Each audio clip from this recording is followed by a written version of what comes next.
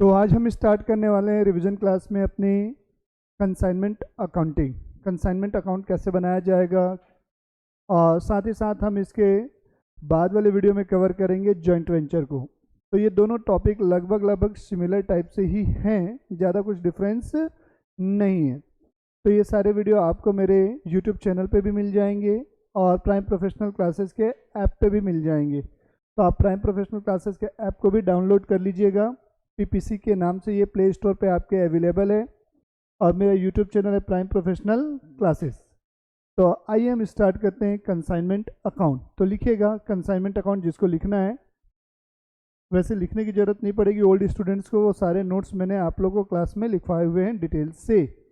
तो कंसाइनमेंट क्या होता है, कंसाइनर कौन होता है, कंसाइनी क्या होता है, ये सारी चीज़ें हम डिटेल से आज के इस वीडियो में कवर करेंगे। तो प्लीज़ आइएगा। सपोज मान के चलते हैं दो लोग हैं, पहला पर्सन है बेटा एक्स, हेडिंग लिख देता हूं मैं कंसाइनमेंट। कंसाइनमेंट,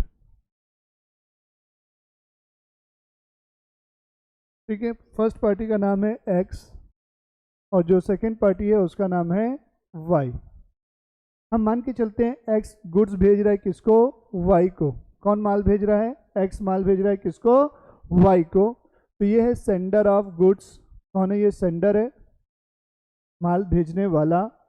और ये जो वाई है माल को रिसीव करने वाला है, रिसीवर ऑफ गुड्स, रिसीवर है। तो जो माल भेजता है उसे बोला जाता है कंसाइनर, इसे क्या बोला जाएगा, कंसाइनर। और जो माल रिसीव करेगा उसे बोला जाएगा कंसाइनी, इसे क्या बोला जाएगा, कंसाइनी। और ये जो माल भेजा जाएगा ये कहलाएगा गुड्स सेंट। जो माल भेजा जाएगा उसे बोलेंगे गुड्स सेंट।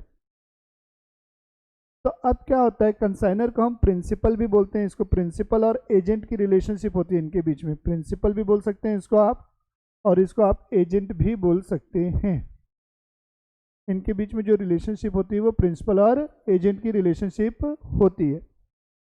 अब क्या हुआ, जो भी माल किसके द्वारा भेजा गया, कंसाइनर के द्वारा भेजा गया, किसको, कंसाइनी को।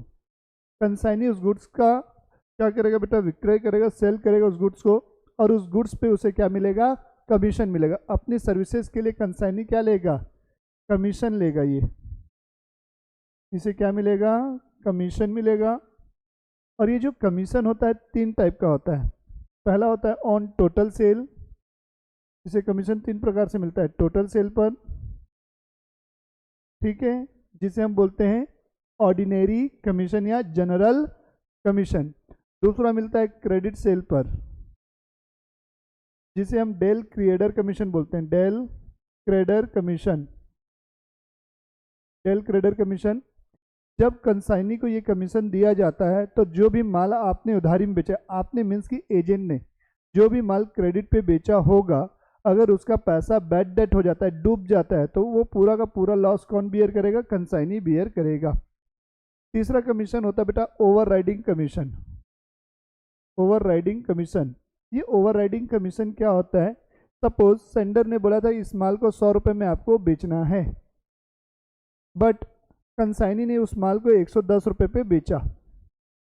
तो जितना प्राइस स्पेसिफाई किया गया था, मतलब इनवॉइस प्राइस से एक्स्ट्रा वैल्यू पे गुड्स को सेंड करने से जो कमीशन मिलता है वो ओवर राइडिंग कमीशन होता है। तो एक्स्ट्रा वैल्यू कितने रुपए की हुई, 10 रुपये की हुई। तो इस 10 रुपये पे उसे क्या मिलेगा, कमीशन मिलेगा। तो ये कौन सा कमीशन हो जाएगा, ओवर राइडिंग कमीशन। तो हमें एक एक चीज़ें पढ़नी है डिटेल से। तो मैं आपको सबसे पहले बता रहा हूँ कंसाइनर की बुक में कौन कौन से अकाउंट बनेंगे। तो सबसे पहले बेटा consignor's book, consignor's book. Consignor की बुक में कौन कौन से अकाउंट बनेंगे, पहला अकाउंट बनेगा कंसाइनमेंट अकाउंट। पहला अकाउंट है कंसाइनमेंट अकाउंट,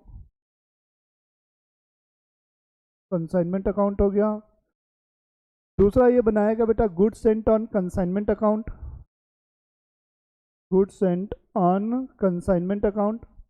तीसरा बनाएगा बेटा कंसाइनमेंट स्टॉक अकाउंट, अगर कोई स्टॉक बच गया है कंसाइनमेंट में, कंसाइनमेंट स्टॉक अकाउंट।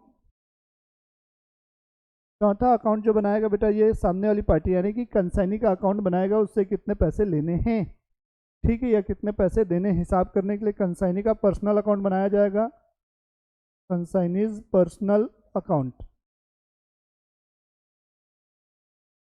तो इन चीज़ों को हमें डिटेल से पढ़ना है कि ये अकाउंट कैसे बनेंगे।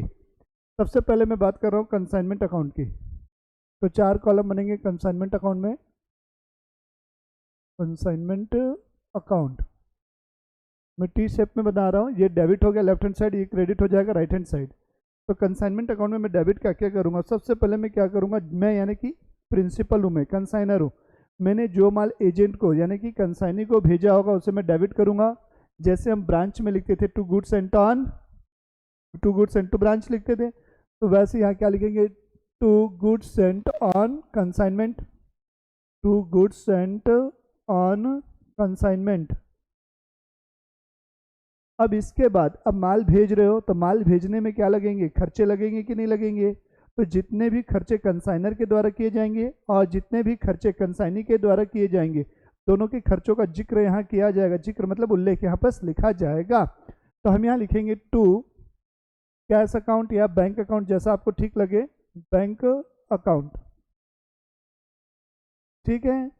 तो यहाँ पर क्या लिखोगे, एक्सपेंसेस ऑफ कंसाइनर, किसके खर्चे, एक्सपेंसेस ऑफ कंसाइनर, क्या होगा, एक्सपेंसेस ऑफ कंसाइनर होगा। फिर इसके बाद हम क्या लिखेंगे, कंसाइनी के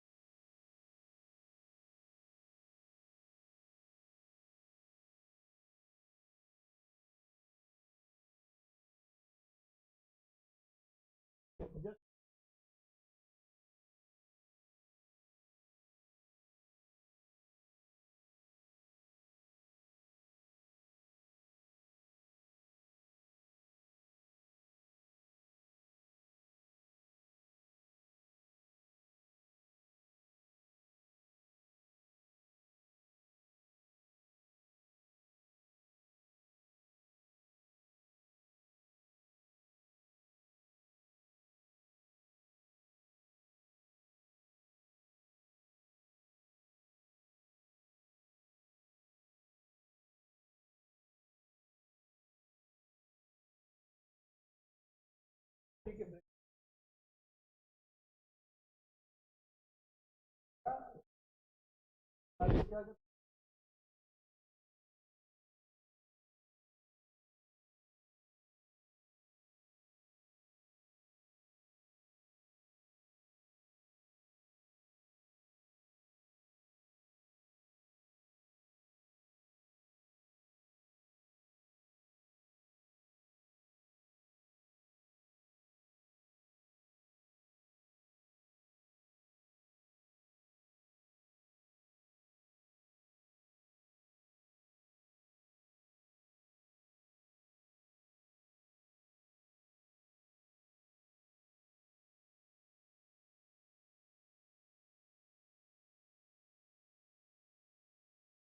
क्या होगा।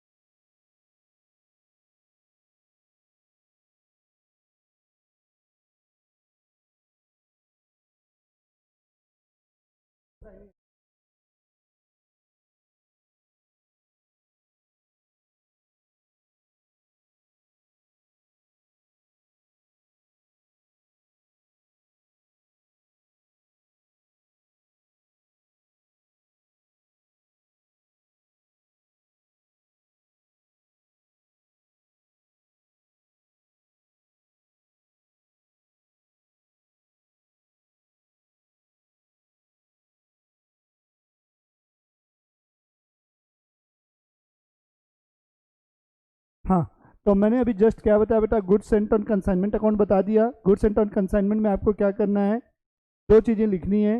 डेबिट साइड में क्या लिखेंगे, टू कंसाइनमेंट अकाउंट, जो भी माल उसने रिटर्न किया है। क्रेडिट साइड में क्या लिखेंगे, जो माल उसने भेजा था।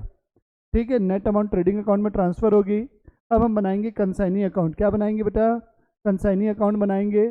तो कंसाइनी अकाउंट जब आप बनाओगे,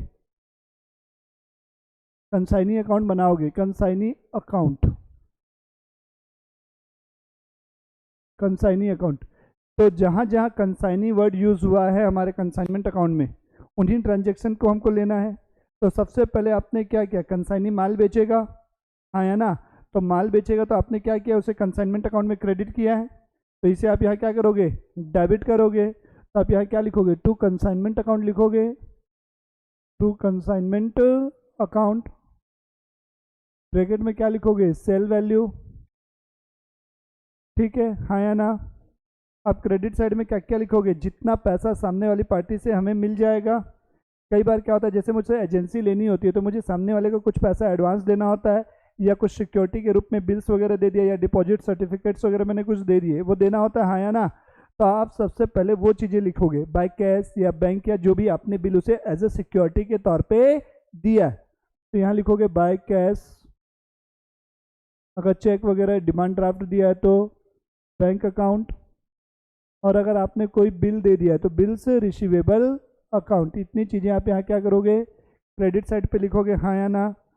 फिर अब कंसाइनी ने खर्चे किए थे जिसे आपने कंसाइनमेंट अकाउंट में डेबिट किया था, तो यहाँ पर आप इसे क्या करोगे, क्रेडिट करोगे। ये खर्चे कहाँ से आ रहे हैं, कंसाइनमेंट अकाउंट से आ रहे हैं, इसलिए आप इसे क्या नाम से लिखोगे, बाय कंसाइनमेंट अकाउंट, ब्रैकेट में क्या लिखोगे, expenses of consignee including commission. Commission भी तो दिया गया बेटा, हाँ या ना। फिर बैलेंस पैसा का सेटलमेंट कर दोगे। अगर सेटलमेंट हो गया है, ये लिखा है कि लास्ट में फाइनल सेटलमेंट हो गया, उसे जो भी ड्यू अमाउंट थी उसने भेज दिए, तो बाय बैंक लिखोगे। अगर सेटलमेंट हो गया है, इफ सेटल्ड, खाते क्या हो गए, सेटल्ड हो गए, इफ सेटलमेंट। अगर सेटलमेंट नहीं हुआ है तो आप उसे क्या लिखोगे, बैलेंस कैरिड डाउन। इतनी चीजें आप वहां लिखोगे, हाँ या ना।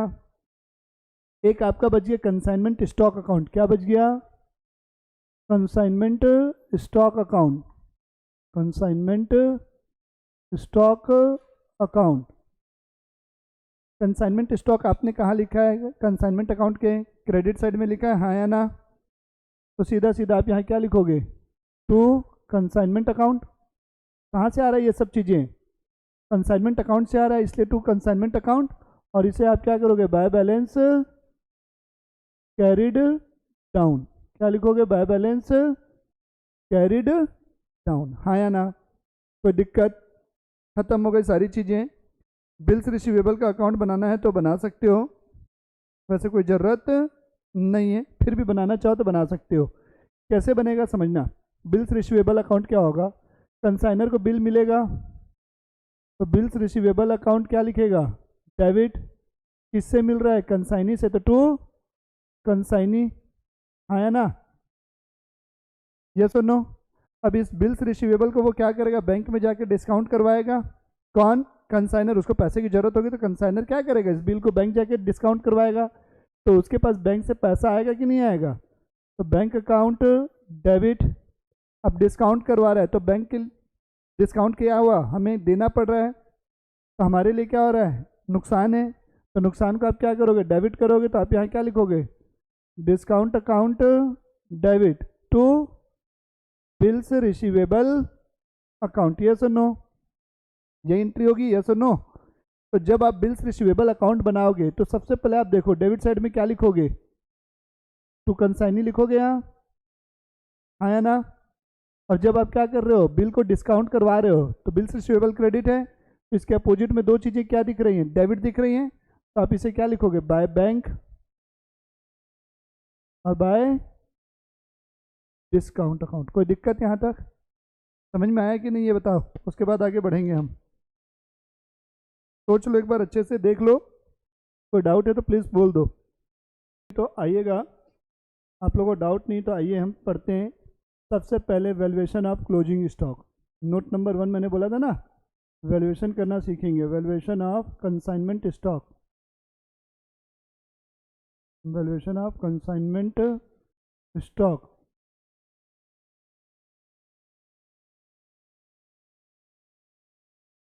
Valuation of consignment stock. तो कंसाइनमेंट स्टॉक का वैल्यूएशन कैसे होगा, सबसे पहले क्या करेंगे, कॉस्ट कैलकुलेट करेंगे। क्या कैलकुलेट करेंगे, कॉस्ट कैलकुलेट करेंगे जो गुड्स अनसोल्ड है। तो यहाँ लिखेंगे cost of unsold goods, unsold goods. अब समझना मेरी बात को, अनसोल्ड गुड्स क्या होता है। मान लो कंसाइनर ने भेजा कितना था, 100 यूनिट्स भेजा है at the rate of 80 per unit. अब रास्ते में मान लो 20 यूनिट क्या हो गया, 20 यूनिट लॉस हो गया। कितना यूनिट लॉस हो गया, 20। और कंसाइनी ने सेल किया है 50 यूनिट। कंसाइनी ने सेल कितना किया है, कंसाइनी के द्वारा सेल कितना किया गया है, 50। तो बताओ उसके गोडाउन में अभी कितना माल पड़ा हुआ है, 30। जो चीज़ें यहाँ से 20 लॉस हो गई, 50 ये चला गया। कितने का हिसाब मिल गया आपके पास, 70 का हिसाब मिल गया। तो कितनी क्वांटिटी अनसोल्ड है आपके पास, 30। तो ये अनसोल्ड क्वांटिटी कितनी हुई, 30। और एक यूनिट की कॉस्टिंग कितनी है, 80 पर यूनिट। तो कॉस्ट कितनी हो जाएगी, 80 इंटू 30। क्लियर हुआ कि नहीं, कॉस्ट का मतलब हाँ या ना। अब इसमें क्या करेगा, जब कंसाइनर माल भेजा होगा तो कंसाइनर के द्वारा जो भी खर्चे किए गए होंगे, जो भी जितने भी खर्चे हैं, वो सारे खर्चे क्या होंगे, ऐड होंगे। तो यहाँ पर ऐड करेंगे proportionate expenses, add proportionate expenses of consignor, proportionate expenses of consignor. Proportionate expense का मतलब क्या होता है समझिएगा। मान लो कंसाइनर ने टोटल 10,000 रुपये खर्च किए, कितने रुपए खर्च किए हैं, 10,000। तो क्या यहाँ पर मैं पूरा 10,000 रुपये लिखूंगा, तो ये कैसे निकाला जाएगा, टोटल एक्सपेंसेस ऑफ कंसाइनर। यहाँ पर कैसे इसकी कैलकुलेशन की जाएगी, प्रोपोर्शनेट की, total expense of consignor, consignor के द्वारा किए गए टोटल खर्चे, डिवाइडेड बाय गुड्स सेंट, जितना माल उसने भेजा, डिवाइडेड बाय गुड्स सेंट, जितना माल उसने भेजा। फिर इसे आप इनटू क्या करोगे, जितना माल अनसोल्ड है into unsold quantity of goods. तो यानी कहने का मतलब क्या, जितने खर्चे लगे वो कितनी क्वांटिटी के लिए लगे थे, 100 यूनिट के लिए लगे थे। पर पूरा का पूरा अनसोल्ड तो नहीं है ना, जितना अनसोल्ड है उसमें खर्चे कितने के बचे वो निकाला जाएगा। तो 10,000 डिवाइडेड बाय 100 किया तो एक यूनिट के लिए कितना रुपए का खर्च आ रहा है मेरा, 100 रुपए का। तो 100 रुपए इंटू कितनी क्वांटिटी अनसोल्ड है, 30। तो 3,000 रुपये के खर्चे हमारे उसमें हैं, हाँ या ना, ठीक। फिर ऐड करेंगे कंसाइनी के प्रोपोर्शनेट एक्सपेंस, किसके, proportionate expenses of consignee. Add करोगे प्रोपोर्शनेट एक्सपेंसेस ऑफ कंसाइनी। अब कंसाइनी के दो टाइप के खर्चे होते हैं, एक होता है सेलिंग एक्सपेंस और एक होता है नॉन सेलिंग एक्सपेंस। तो यहाँ मैं सेलिंग और नॉन सेलिंग नहीं समझा रहा हूँ, मैं एक लाइन में बता रहा हूँ। कंसाइनी के गोडाउन पहुँचने तक के खर्चे, कहाँ तक के खर्चे, समझ में आ रहा है।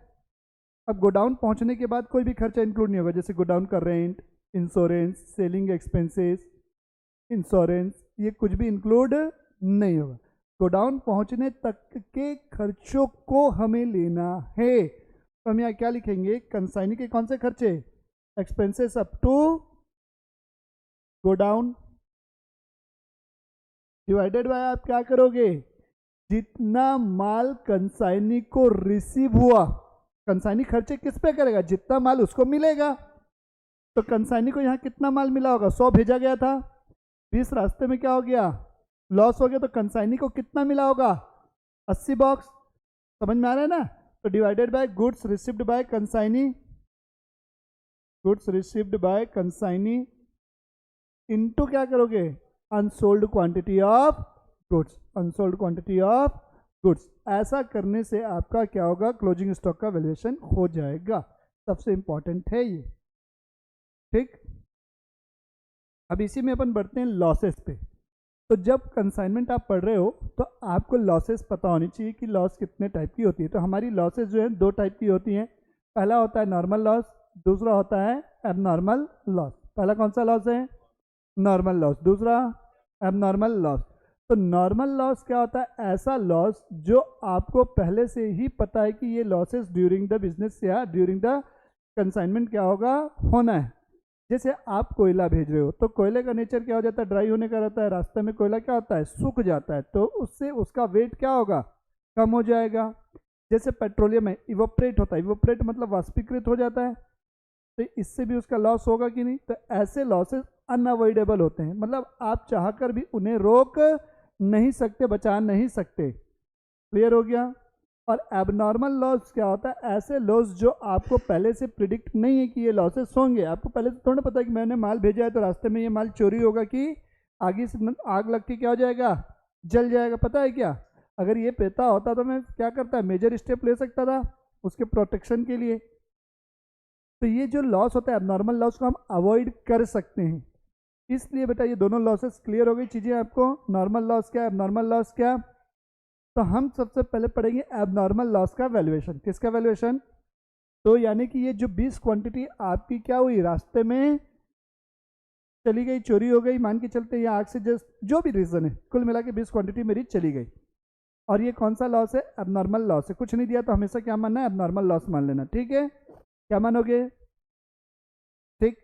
तो एबनॉर्मल लॉस जब इसे मानोगे तो पहला स्टेप वही रहेगा, कॉस्ट ऑफ क्या लिखेंगे, गुड्स लॉस्ट।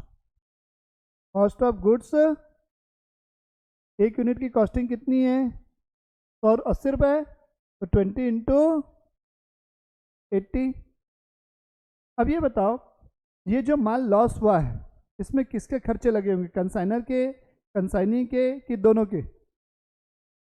तो नहीं यार, माल भेजा है तो कंसाइनर के तो खर्चे लगे हैं, बस कंसाइनर के ही खर्चे लगेंगे, कंसाइनी के कोई खर्चे नहीं लगेंगे। तो दूसरा स्टेप क्या रहेगा, add proportionate expenses of consignor. Total expense of consignor divided by goods sent हो जाएगा इनटू गुड्स लॉस्ट। जितने खर्चे कंसाइनर के लगे, total expenses of consignor divided by goods sent. जैसे क्लोजिंग स्टॉक का वैल्यूएशन कर रहे थे सेम है, बस यहाँ पर अनसोल्ड की जगह क्या आएगा, गुड्स लॉस्ट आएगा, और कोई फर्क नहीं। और कंसाइनी तक माल पहुंचा ही नहीं है तो कंसाइनी के कोई भी खर्चे यहाँ पर इंक्लूड नहीं हो। कंसाइनी तक तो माल पहुंचा ही नहीं ना यार, तो उसके खर्चे क्यों इंक्लूड करोगे, कॉमन सी बात है। अब आता है नॉर्मल लॉस के केस में। नॉर्मल लॉस मैं आपको थोड़ी देर में जिक्र करूंगा उसका, ठीक कर दें। हाँ मेरे को जैसा ठीक लगे, चलो 1 मिनट देख लेता हूँ। नॉर्मल लॉस है, सुनिएगा, नॉर्मल लॉस का वैल्यूएशन ही, नॉर्मल लॉस अगर होता है ड्यूरिंग द ट्रांजिट, मतलब जो भी माल मैंने भेजा है और नॉर्मल लॉस हो गया, उस केस में मुझे क्या करना है, स्टॉक का वैल्यूएशन करना है। एक क्वेश्चन के थ्रू आपको मैं समझा रहा हूँ, सुनिएगा, एक क्वेश्चन के थ्रू समझा रहा हूँ। Valuation of stock, valuation of stock in case of normal loss, in case of normal loss, in case of कौन सी लॉस बेटा, नॉर्मल लॉस। सबसे पहले एक एग्जांपल है, गुड सेंट कितनी है, सेंट है 100 क्विंटल, शक्कर भेजा गया है 100 क्विंटल, एक क्विंटल में 100 kg होता है, एट द रेट ऑफ 4100 पर क्विंटल। कितने रुपए पर क्विंटल है, 4100। Agent took the delivery of, ठीक है, कंसाइनमेंट एंड स्पेंड कितना, 6600। एजेंट ने खर्च कितने किए, एजेंट एक्सपेंड कितना कर रहा है बेटा, 6600, हाँ या ना। सेल कितना किया है, 85 क्विंटल, सेल कितना किया, 85 क्विंटल। और स्टॉक कितना बच रहा है, 10 क्विंटल का स्टॉक बचा है, ऐसा बोला हुआ है, ठीक है। अब आपको बोल रहा है कि स्टॉक की वैल्यू निकालो, इसकी वैल्यू निकालो, स्टॉक की वैल्यू निकालो, हाँ या ना। तो इस केस में क्या करना है, सबसे पहले आपको अनसोल्ड क्वांटिटी की कॉस्ट निकालनी है। अनसोल्ड कितना है बेटा, 10 टन, सॉरी 10 टन बोल रहा हूँ, 10 क्विंटल अनसोल्ड है, हाँ या ना, यस और नो। तो अनसोल्ड क्वांटिटी की कॉस्ट क्या होगी, 4100 इंटू 10, जैसा कि अपन वहाँ करते थे वही काम है, हाँ या ना, यस और नो। दूसरा काम क्या करोगे, कंसाइनर के पूरे खर्चे ऐड करोगे, expenses of consignor plus expenses of क्या लिखोगे यहाँ पर, कंसाइनी। कौन से एक्सपेंस, अप टू गोडाउन तक, कहाँ तक के खर्चे, गोडाउन तक के खर्चे, हाँ या ना। अब ये जो आएगा रिजल्ट, इसको आप इंटू किससे करोगे, अनसोल्ड क्वांटिटी से। किससे इंटू करोगे, अनसोल्ड क्वांटिटी। तो आप यहाँ देख सकते हो टोटल ये कितना आ गया 4100 और एक जीरो आ गया, और खर्चे कितने के हो गए 6600 के हो गए कि नहीं? तो कितना आएगा एक बार टोटल करोगे तो 4,16,600 रुपये, 4,16,600 रुपये ये टोटल हो गया कि नहीं? हाँ या ना? इंटू किससे करोगे? अनसोल्ड क्वांटिटी कितनी है 10। अब एक चीज़ देखो, भेजा कितना था 100 क्विंटल, कितना भेजा था 100 क्विंटल, और इधर देखो हिसाब कितने का मिल रहा है 95 का। 5 कहाँ गया? इस 5 को हम नॉर्मल लॉस मानेंगे। जब भी ऐसे क्वेश्चन आएंगे जिसमें स्टॉक आपको निकालना पड़ रहा है तो ये नॉर्मल लॉस हो गया कि नहीं हो गया? समझ में आया? तो यहाँ पर आप क्या करोगे, डिवाइडेड बाय आप यहाँ 95 करोगे, मतलब कि जो माल भेजा था माइनस जितना माल रास्ते में नॉर्मली लॉस हो गया, बस। इससे ज़्यादा आपको कुछ भी काम नहीं करना।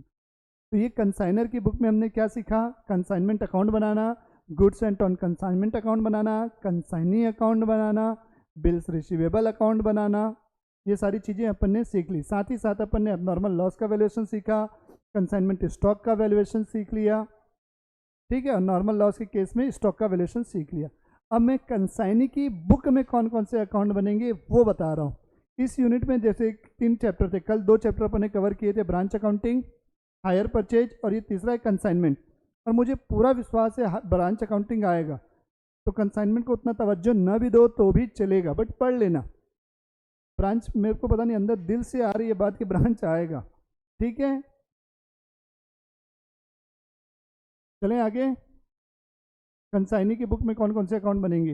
हाँ, तो आइएगा बेटा, कंसाइनर की बुक में होने के बाद हम कंसाइनी की बुक में कवर करते हैं क्या क्या चीज़ें बनानी है। कंसाइनीज बुक,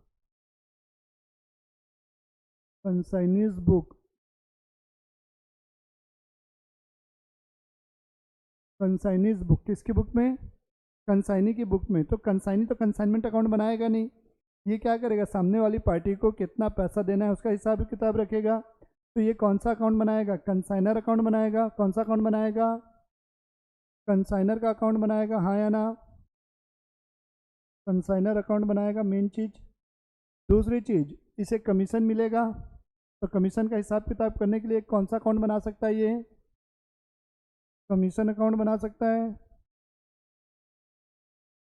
और कंसाइनी ने क्या हुआ था, कंसाइनर को एक बिल दिया था, तो कंसाइनर के लिए वो बिल्स रिसीवेबल था, तो कंसाइनी के लिए क्या बनेगा? Bills payable. आप यहाँ क्या लिखोगे? Bills payable account. ये 3 अकाउंट किसकी बुक में मेजर अकाउंट ये बनने वाले हैं बेटा? कंसाइनी की बुक में बनने वाले ये 3 मेन अकाउंट, यस और नो? तो सबसे पहले हम बनाएंगे कंसाइनर अकाउंट। क्या बनाएंगे बेटा? Consignor account.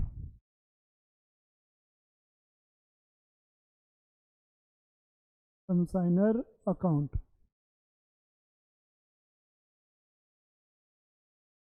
ये टी शेप में बना रहा हूँ। डेबिट साइड लेफ्ट वाला हो गया, राइट वाला क्रेडिट हो गया। बताओ कंसाइनर अकाउंट के डेबिट में क्या क्या चीज़ें आनी चाहिए? तो कंसाइनर को सुनिएगा, सबसे पहले जब मैं एजेंसी ले रहा हूँ थोड़ा सा लॉजिकली सोचेंगे तो आपको याद करने की बिल्कुल ज़रूरत नहीं पड़ेगी। मैंने मान के चलो इससे क्या नाम है तुम्हारा, इसिका से एजेंसी ली, ठीक है, तो वो कंसाइनर और मैं कौन हो गया? कंसाइनी। तो सामने वाली पार्टी मुझे बोल रही है यार मुझे पैसे दो, कुछ पैसे एडवांस दे दो, तो जितना भी पेमेंट मैंने सामने वाली पार्टी को किया होगा वो लिखूंगा, ये लो भैया 1 लाख रुपए एडवांस रखो। तो मैंने पैसे किसको दिए हैं? इसिका को दिए। इसिका कौन है? कंसाइनर है, तो इसिका डेबिट टू कैश, अगर कैश दिया। बैंक से पेमेंट की तो टू बैंक, या मैंने इनको एक बिल लिख के दे दिया, डेटर टू बिल्स हो गया कि नहीं? यस और नो? तो मेरे लिए क्या हुआ, वो क्रेडिटर है। डेटर गलती से बोल दिया, वो मेरे लिए क्रेडिटर है ना, मुझे उसे पैसा देना है। तो क्रेडिटर्स डेबिट टू क्या लिखते हैं? Bills payable. तो पहली एंट्री क्या हो जाएगी? टू कैश या बैंक या बिल्स पेबल, यस और नो? ये किसके लिए? फॉर एडवांस पेमेंट, यस और नो? अब उसके बाद क्या हो सकता है, बोलो किस चीज़ की एंट्री होनी चाहिए? कंसाइनी ने जो जो खर्चे किए उनकी एंट्री करोगे कि नहीं करोगे? हाँ है ना? उससे लेगा, कमीशन मांगेगा कि नहीं भैया कंसाइनर से? और मैं, मेरा काम थोड़ा ना खर्चा, खर्चे में तुमसे लूँगा, उसका हिसाब किताब होगा कि नेट। तो यहाँ पर टू क्या लिखोगे? एक्सपेंसेस की एंट्री करोगे। किसकी एंट्री करोगे? एक्सपेंसेस की, तो कैश या बैंक अकाउंट लिखोगे या कमीशन। कमीशन मिला है तो कमीशन लिखोगे, कमीशन के लिए उसने कोई खर्च तो किया नहीं है, इसीलिए हम कमीशन को अलग से टू कमीशन लिखेंगे, टू कैश या बैंक नहीं लिखेंगे। To cash oblique bank, bracket में क्या लिखोगे एक्सपेंसेस, और फिर यहाँ पर क्या लिखोगे टू अलग से टू कमीशन। हाँ या ना, इतनी चीजें इनका हक बनता है कि नहीं कंसाइनी का। जितना दे दिया हूँ वो सारी चीजें यहाँ आ गई, देने के तौर पे क्या दिया एडवांस दिया, और खर्चे की पेमेंट की मैंने। हाँ या ना। क्रेडिट साइड में आप क्या क्या लिखेंगे चलो बताओ। हाँ, कंसाइनर से को वो क्या चीज की पेमेंट करेगा, जितना माल उसने बेचा, चाहे वो नकदी में बेचे चाहे उधारी में बेचे, तो आप यहाँ क्या लिखोगे क्रेडिट साइड में बाय क्या लिखोगे कैश अकाउंट या बैंक अकाउंट।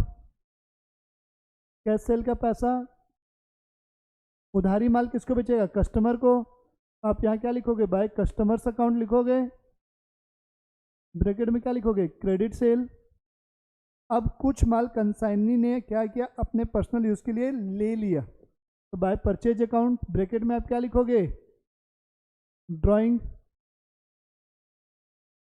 उसके बाद आप बैलेंसिंग फिगर निकाल के सेटलमेंट कर लोगे। तो इधर आ जाएगा, दे दोगे तो टू बैंक अकाउंट या कैश अकाउंट, अगर नहीं दिए टू बैलेंस कैरिड डाउन, ये दिखेगा कि मुझे इतना पैसा सामने वाली पार्टी को और देना है।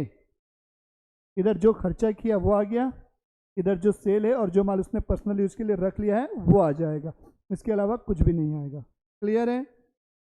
कमीशन अकाउंट बनाओगे, कमीशन अकाउंट बनाओगे तो देखो अभी कमीशन अकाउंट कैसे बनेगा। कमीशन अकाउंट, कमीशन कंसाइनी को मिलेगा कि कंसाइनी देगा, किससे मिलेगा कंसाइनर से मिलेगा, तो कंसाइनर से मिलेगा इसलिए उसको क्रेडिट करेगा कि नहीं by consignor account. Consignor account yes और नो। अगर डेल क्रिएटर कमीशन दिया जाता है तो मैंने बोला बैड डेट की जिम्मेदारी किसकी होती है कंसाइनी की, तो बैड डेट कहाँ पर डाल दिया जाएगा डेबिट में। लॉस है, मान लो मुझे 10,000 रुपये कमीशन मिल रहा था, कितना मिल रहा था, और 3,000 बैड डेट हो गए, तो सामने वाला कितना देगा 7,000, तो बैड डेट को क्या लिखूंगा डेबिट करूंगा, टू कस्टमर अकाउंट लिखूंगा, जो भी कस्टमर है टू कस्टमर अकाउंट ब्रैकेट में बैड डेट, और फिर क्या होगा सेटलमेंट हो जाएगा। तो ये कहाँ जाएगा पीएल अकाउंट में ट्रांसफर करोगे to profit and loss account close. Bills payable account बनाना हो तो बना सकते हो बाय कंसाइनर टू कैश। खत्म। अब जैसे हमने ब्रांच अकाउंटिंग में पढ़ा था इनवॉइस प्राइस का कॉन्सेप्ट, सेम कॉन्सेप्ट यहाँ पर भी है। जो भी माल कंसाइनर क्या करेगा इनवॉइस प्राइस पे आपको भेजेगा, आपको मतलब कि कंसाइनी को भेजेगा। तो जब हम कंसाइनमेंट अकाउंट बनाएंगे क्या बनाएंगे इनवॉइस प्राइस मेथड से। कौन सी मेथड से इनवॉइस प्राइस मेथड। आप यहाँ कंसाइनमेंट अकाउंट बनाओगे कि नहीं, कंसाइनमेंट अकाउंट बनाओगे कि नहीं। तो कंसाइनमेंट अकाउंट जब आप बनाओगे तो आप क्या करोगे यहाँ to goods sent on consignment लिखोगे, जैसे ब्रांच में लिखते थे to goods sent on, to goods sent to branch लिखते थे, यहाँ to goods sent on consignment लिखोगे। कौन सी प्राइस लिखोगे यहाँ पर इनवॉइस प्राइस, कौन सी प्राइस लिखोगे इनवॉइस प्राइस। हाँ या ना। तो इस इनवॉइस प्राइस का जो भी प्रॉफिट एलिमेंट है उसको हम क्या बोलते हैं स्टॉक रिजर्व बोलते हैं, मैंने बताया था कि नहीं। तो बाय उसी को क्या करोगे बाय स्टॉक रिजर्व के नाम से क्रेडिट करोगे। क्या करोगे क्रेडिट करोगे। हाँ बिल्कुल आ सकता है, क्या दिक्कत है, सेम है ब्रांच के जैसे, ये कहीं कोई अलग नहीं है, बस हो गया। और जो क्लोजिंग स्टॉक का वैल्यूएशन करोगे वो भी किस पे होगा इनवॉइस प्राइस पे। Closing stock also valued at invoice price, और इस क्लोजिंग स्टॉक का यानी कि जो स्टॉक बचा है उसका प्रॉफिट एलिमेंट यहाँ लिखोगे टू स्टॉक रिजर्व, ब्रैकेट में क्या लिखोगे profit element of goods unsold. Yes और नो। अब मान लो कस्टमर मान के चलते हैं कंसाइनी ने माल इसको लौटा दिया, तो बाय गुड्स रिटर्न लिखोगे और इसका प्रॉफिट एलिमेंट कहाँ लिखोगे debit side to stock reserve. In general बेटा इनवॉइस प्राइस नहीं पूछेगा, कॉस्ट प्राइस ही पूछेगा अगर पूछा तो। और वैसे भी यार क्वेश्चन ब्रांच अकाउंटिंग का आ रहा है, क्यों टेंशन ले रहे हो। तो ये था पूरा का पूरा कॉन्सेप्ट किसका कंसाइनमेंट अकाउंट का। तो नेक्स्ट वीडियो में मैं बताऊंगा आपको जॉइंट वेंचर के बारे में। मिलते हैं नेक्स्ट वीडियो में।